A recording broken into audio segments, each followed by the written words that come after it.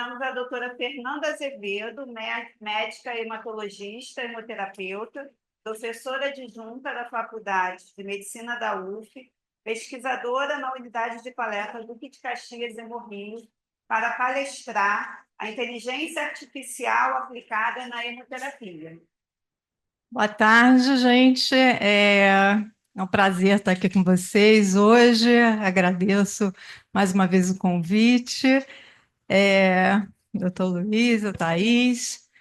E a gente vai falar hoje de um tema que está muito na moda, né? Inteligência artificial. É um tema palpitante. Tem gente que ama, tem gente que odeia, mas tá aí e veio para ficar, tá? Não se engane. Todo mundo aqui já usou inteligência artificial, sabendo ou não, querendo ou não. Então, assim, se vocês têm TikTok, Facebook, Instagram, fazem compras no Amazon, né? Usam o reconhecimento facial para desbloquear o celular ou para abrir aplicativo de banco, vocês estão utilizando inteligência artificial. Então vamos lá. E assim, uma outra coisa que eu queria deixar bastante clara antes da gente iniciar é que a inteligência artificial ela é uma ferramenta. E como uma ferramenta, ela pode ser utilizada para o bem ou para o mal. Depende de quem está usando. Então a gente tem que ter consciência na hora de utilizar e os nossos governantes precisam regulamentar o uso da inteligência artificial.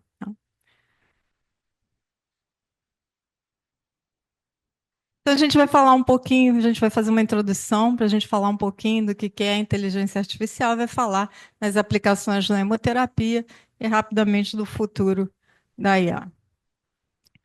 Então, para começar, o que é inteligência artificial? Inteligência artificial, ele é um campo da ciência da computação que se dedica à criação de sistemas que são capazes de simular, né, a inteligência humana, de realizar tarefas que precisariam de inteligência humana. Mas eles não são inteligentes, gente. Nenhum deles pensa, nenhum deles, tá? Vai criar uma revolução. Isso aí está muito longe de acontecer. Eles fazem só o que a gente mandou. E eles são projetados para aprender com a experiência. Então, a gente já falando, né? A inteligência artificial não é uma coisa nova. Ela já está presente há muito tempo. A primeira vez que surgiu o termo foi em 1956, na Conferência de Dartmouth. Um grupo de cientistas se juntou lá, resolveu desenvolver um sistema que eles chamaram de inteligência artificial, e eles resolveram que em 3 meses eles iam resolver aquilo ali, iam criar tudo, e não foi isso que aconteceu, né? Veio se desenvolvendo devagar ao longo dos anos. E um marco importante para a gente foi em 1974, quando foi criado, então, o primeiro sistema de inteligência artificial para diagnóstico médico pelos pesquisadores da Universidade de Stanford. Em 1997, a gente teve um outro marco, né, que também apareceu aí nas televisões. Pela primeira vez, o sistema Deep Blue da IBM conseguiu derrotar o campeão mundial de xadrez, o Kasparov, né? Então, foi amplamente noticiado isso. E, a partir daí, né, só foi se desenvolvendo. Um outro marco, em 2005, foi feito o desafio DARPA, que era para veículos autônomos, era uma competiçãozinha. Naquela época, os veículos conseguiam andar apenas alguns poucos metros, né? Hoje a gente já tem os carros autônomos, né, andando sem motorista lá nos Estados Unidos. Em 2010, então, surgem os assistentes virtuais que a gente usa, né, até hoje, Siri, a Alexa. Mas o grande marco, né, que popularizou muito a inteligência artificial para a gente foi em 2022, com o lançamento do ChatGPT pela OpenAI. Né? Isso daí foi um divisor de águas para a inteligência artificial. E vocês podem ver o impacto disso, né? O ChatGPT ele alcançou 1 milhão de usuários em apenas 5 dias de lançamento. Enquanto vocês forem ver, a Netflix, por exemplo, levou 3 anos e meio para alcançar essa quantidade de usuários, né? O Twitter levou 2 anos, o Instagram levou 2 meses e meio. Em apenas 5 dias, o ChatGPT alcançou esse marco de 1 milhão de usuários. E, a partir daí, cada hora, né, surge uma novidade, eles estão competindo cada vez mais pelos usuários. Então, para a gente comparar, né, o uso da inteligência artificial na hemoterapia, esse autor, o Sibinga, ele, né, faz uma linha do tempo que ele mostra que o uso da inteligência artificial na hemoterapia começou lá pela década de 1960. Né? Então a gente está achando, opa, a gente começou agora. Não, não começou agora. Tá? Então, assim, a partir do momento que se começou a utilizar algoritmos para a separação do sangue, eles consideram que a gente começou a utilizar uma inteligência artificial na hemoterapia. Não é igual ao que a gente tem agora, né? Era um mecanismo bem mais simples, mas já podia ser considerado inteligência artificial. A partir de 1990, então, começou a utilizar machine learning para testagem, né, do sangue, para gestão de estoque, de doadores. A partir dos anos 2000, a gente começou a utilizar a inteligência artificial no apoio à decisão clínica. A partir de 2010, o uso, né, de prova cruzada eletrônica, da robótica. A partir de 2020, a gente começou, então, a utilizar também o deep learning, a automação total, e acredita-se que no futuro a inteligência artificial vai poder, né, personalizar a transfusão de sangue e integrar todos os sistemas médicos. Então, só para a gente, né, lembrar aqui o básico, antigamente a gente usava esses sistemas que eram baseados em regras. Então, alguém tinha que ir lá e programar, dizer o que o sistema tinha que fazer, né, para tomar a decisão. Então, eu podia chegar lá e falar para o meu sistema e falar assim: olha, toda vez que você vê uma célula que é redondinha, vermelhinha e não tem núcleo, você está vendo uma hemácia. Então, toda vez que o meu sistema visse ali aquela célula redondinha, vermelhinha, sem núcleo, dizer, opa, é uma hemácia. Mas se essa célula não tivesse tão redondinha, tivesse alongada, se fosse, né, uma célula fragmentada, ele não conseguia reconhecer. Tá? Então, era um sistema bem mais falho, era um sistema que precisava que as pessoas ficassem lá fazendo, né, programando detalhadamente os sistemas. Isso daí vem sido progressivamente substituído, então, pelo machine learning, que é o aprendizado de máquinas, que a gente, né, usa dados, muitos dados, para o sistema aprender sozinho. A gente não fica programando, né? Ele vai aprender sem que a gente precise programar. Então, a gente pode fazer isso de 3 maneiras diferentes. A gente pode fazer um aprendizado supervisionado, que a gente dá dados rotulados para ele. Então, posso pegar as células todas do sangue e colocar lá várias fotos de células e dizer: isso é hemácia, isso aqui também é hemácia, isso aqui é um leucócito, outro leucócito. Então, assim, a gente vai colocando vários dados, mas dizendo para o sistema o que, que é. Esse né, é o supervisionado. A gente pode também fazer isso de maneira não supervisionada. Eu simplesmente coloco uma porção de dados lá no meu sistema e ele sozinho vai buscar os padrões ali.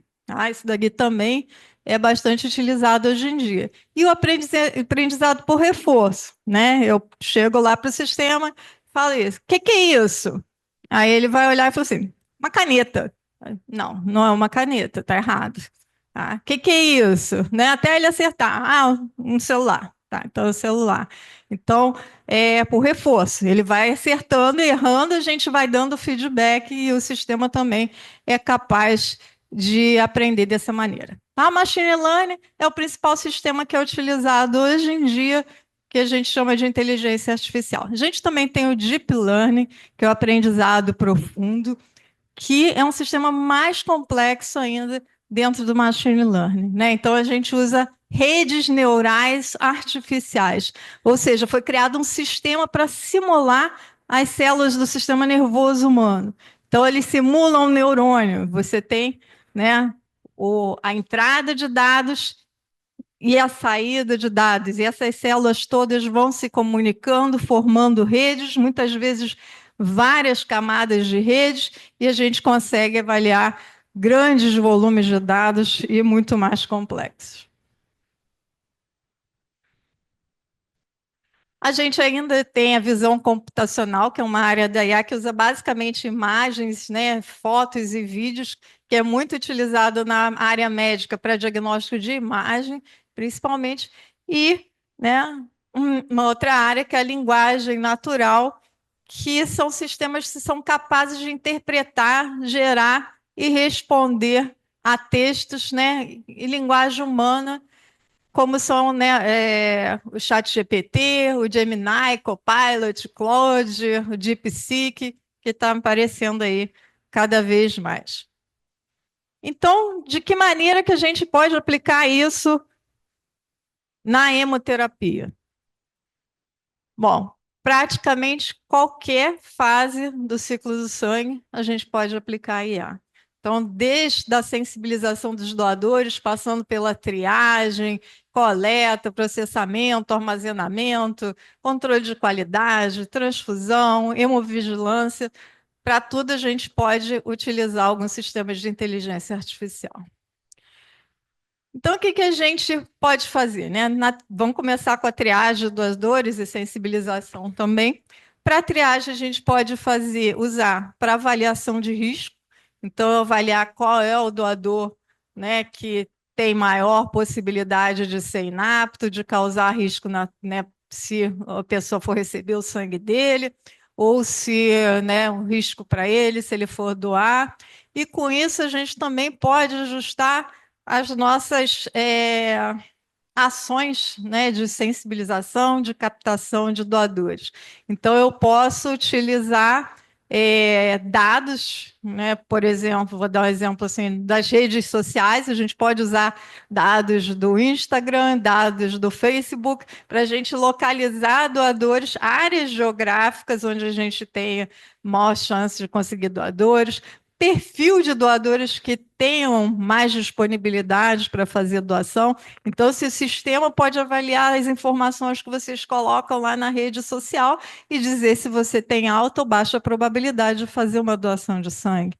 Né? Também pode dizer, de acordo com o seu comportamento, se você é uma pessoa, né, que tem alto risco ou não, e que vai precisar não passar na triagem clínica. E com isso a gente consegue também reduzir os custos, né? Porque às vezes a gente faz campanhas, leva um monte de gente lá para fazer a doação e chega lá essas pessoas não são aptas para doar. Então a gente já consegue identificar quem são as pessoas com maior probabilidade de serem aprovadas na triagem. Então, aqui são só alguns exemplos de alguns, né, artigos que têm saído por aí, o uso de machine learning para predição de doação de sangue, para classificação dos doadores, né, outro para predição. E a gente, né, tem utilizado também, 2 anos atrás, nosso grupo fez esse trabalho, que a gente avaliou o uso do chat GPT para fazer campanhas para doação de sangue. Então, assim, a gente trabalha no hospital universitário, que é um hospital que não tem orçamento, a gente não tem nem equipe de captação. Então, na verdade, a gente precisa fazer as coisas sozinhos. E a gente utilizou o chat GPT para fazer toda a campanha da Semana de Doador de 2023. E ele diz, né, a gente deu as nossas características, o que a gente precisava, ele programou toda a campanha, onde que a gente devia fazer, quem era o público que a gente devia abordar, quais ações que a gente podia fazer. Com a inteligência artificial, a gente também fez os cartazes, fez a sensibilização, e com isso, a gente conseguiu ter um aumento no número de doadores comparados com o ano anterior, quando a gente não tinha feito a campanha com a AI. Né? Da mesma modo, a gente também tem avaliado o uso dos chatbots para dar informações sobre triagem de doação de sangue. Então, às vezes, as pessoas têm dúvidas, né? Potenciais. Ah, será que eu posso doar sangue? Estou tomando esse remédio? Não estou. Então, a gente também foi lá no chat GPT ver se eles davam respostas corretas para potenciais doadores de sangue. Com relação à coleta, né? A coleta a gente pode utilizar para verificar a possibilidade desse doador ter uma reação adversa à coleta, e a gente também tem trabalhos mostrando o uso na aférese, né? Então, a gente tem esse trabalho aqui, que eles utilizaram o chat GPT para gerar códigos de programação para fazer todos os cálculos necessários para a, né, a coleta por aférese no serviço deles. E esse aqui também é um trabalho muito interessante que eles avaliaram, né, utilizaram imagens de análise facial para prever se aquela pessoa teria uma reação vasovagal ou não na doação de sangue. Ou não enxergar fogo, né, gente? A gente está mostrando, fazendo sinal, estou vendo. Então a gente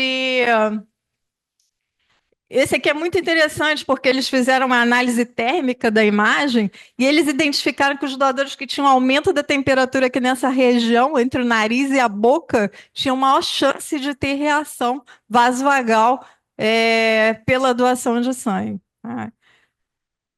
Então, a gente também pode utilizar para gestão de estoques, né? A gente tem modelos, a gente faz esses cálculos de acordo com o consumo prévio, e com esses sistemas a gente pode fazer isso, né?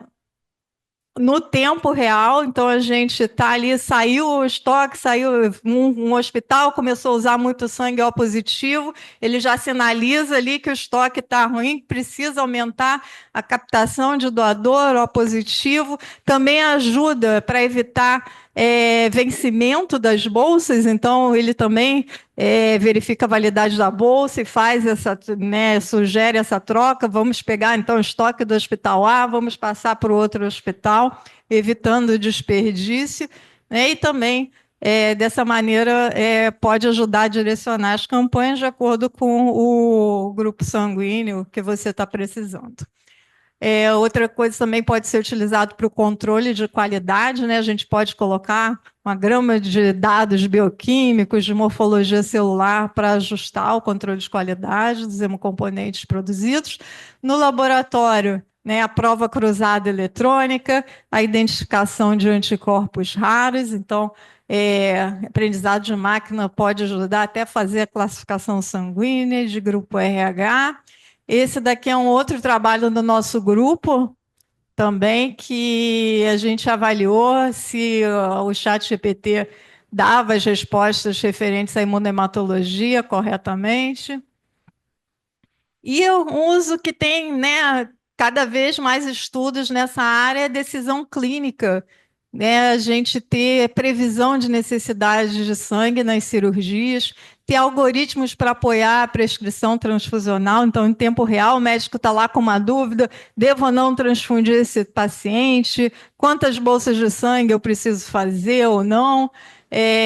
Preciso fazer alguma modificação nesse sangue? O sistema vai dando esse apoio, ajudando a prescrição e também na identificação das reações transfusionais. Então, assim, esse daqui né, são vários estudos que têm saído sobre a predição de necessidade de transfusão. Então, esse aqui eu uso de aí para prever necessidade de transfusão no trauma. Esse outro aqui na cirurgia do quadril, cirurgia cardíaca, né, e também para classificação de reações transfusionais. Para o ensino e pesquisa, a gente também pode utilizar, então, o nosso sistema de IA, ele pode fazer programas educacionais personalizados, ele pode produzir materiais, que mais que eles podem fazer? É tanta coisa que eles fazem aqui que a gente até se perde aqui. Então, assim, eles podem fazer perguntas e respostas. Tem um sistema, inclusive, que ele consegue transformar um pop num videozinho curto para treinamento das pessoas. Imagina, vocês não terem mais que ler aquele monte de pop, né? Vai lá, assiste um videozinho de 2 minutinhos, acabou o treinamento, felicidade total, né? Então, esse uso. E na pesquisa, né, pode ser utilizados também, eles podem ser utilizados para ajudar a gerar ideias para pesquisas, né, as perguntas dos seus estudos, sugerir fontes, ajudar com a base de dados, né, traduzir Traduzir, então, é uma facilidade hoje em dia. Você pegou um artigo lá, estou com um artigo em russo, preciso ler, você joga ali no chat GPT, em 2 minutos você tem um artigo em português direitinho para você. Ajuda, então, a analisar o dado, vai ajudar a redigir o seu estudo, corrigir o português, corrigir o inglês, né? É assim, gente, hoje em dia eu pego os artigos assim, eu tenho que ler 10 artigos desse assunto. Eu jogo lá tudo no chat GPT e falo assim, resuma aí os artigos para mim. Ele vai e resume. Eu falo assim, eu quero que foque na metodologia. Ele me dá lá a metodologia. E o que eu acho lá interessante, eu vou lá e vou ler o artigo todo. Né? Mas assim, você economiza muito tempo com isso. E quais são os problemas que a gente tem? Né? Todo sistema tem problemas, a gente tem que ficar sempre atento para isso. A gente pode ter erro, a gente pode ter viés nos algoritmos. Né? A gente muitas vezes não sabe como esses sistemas foram treinados, quais foram as informações utilizadas. Então, a gente às vezes tem um sistema que diz que faz o diagnóstico, ele acerta o diagnóstico em 98% dos casos. Mas quando você vai avaliar, é, esse sistema ele é muito bom para um homem branco, ele faz o diagnóstico, mas se for uma mulher, se for uma mulher negra, ele não vai acertar em 98% das vezes, porque ele não foi treinado com um banco de dados que representasse aquela população. Então a gente tem que ter cuidado com isso. Né? A gente tem que ter cuidado com a capacidade de discriminação e exclusão desses sistemas. Então, principalmente, né, um caso muito típico disso são as seleções de currículos para as pessoas que, né, estão procurando emprego. Muitas vezes o algoritmo ele vai selecionar pessoas sempre no mesmo padrão. E o que for aquele um pouquinho diferente, ele não vai ser nem selecionado inicialmente, porque o sistema está enviesado. Tá? Problemas de privacidade, privacidade de dados, cuidado com os dados que vocês colocam na inteligência artificial. Muitas vezes isso está sendo compartilhado com o mundo, então não coloquem dados sensíveis seus de pacientes. Tá? E outro problema também é vigilância. Vocês imaginem, né, o reconhecimento facial hoje em dia, a gente sai na rua, tem câmera em todo lugar, tudo fazendo reconhecimento. Todo mundo sabe onde que você está, sabe onde que você andou, para onde que você foi. Então, assim, essas são coisas éticas que precisam ser discutidas. Tá? Necessidade de infraestrutura, isso daí é um outro, né, item importante.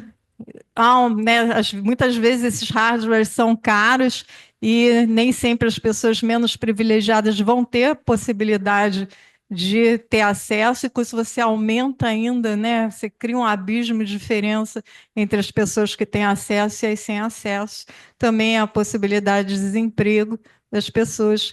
E um outro problema é a validação. A maioria desses sistemas não tem validação, então a gente tem que ter cuidado, né, de procurar fazer a validação antes do uso. O uso malicioso, é claro, né? A inteligência artificial pode ser usada para o mal. Vocês estão vendo aí todo dia, criaram um vídeo, né? Fake news, criaram fotos que não existiam. Então, é também importante. Opa, decisões clínicas não transparentes, porque a gente não conhece como eles foram treinados, né? E a possibilidade de exclusão digital. Isso aqui a gente vai passar. E no futuro, então, para a gente encerrar, a gente acha que a gente vai ter a possibilidade de fazer, né, uma pegada digital, que eles chamam veia a veia, ou seja, você ter a controle completo de tudo o que aconteceu com esse sangue desde o começo, desde a chegada do doador até pós-transfusão, o tempo todo esse sangue monitorado, você saber qual a temperatura que ele teve o tempo todo, né? Quais testes que foram feitos, controle de qualidade, características do doador, né? Checar, personalizar, né? Você conseguir doadores específicos de acordo com a genotipagem do seu paciente, do doador. Muito bem, gente. Então, era isso que eu queria dizer. Agradeço mais uma vez. Aqui está a minha página no LinkedIn, se alguém quiser fazer algum contato, tiver alguma dúvida posteriormente. Obrigada.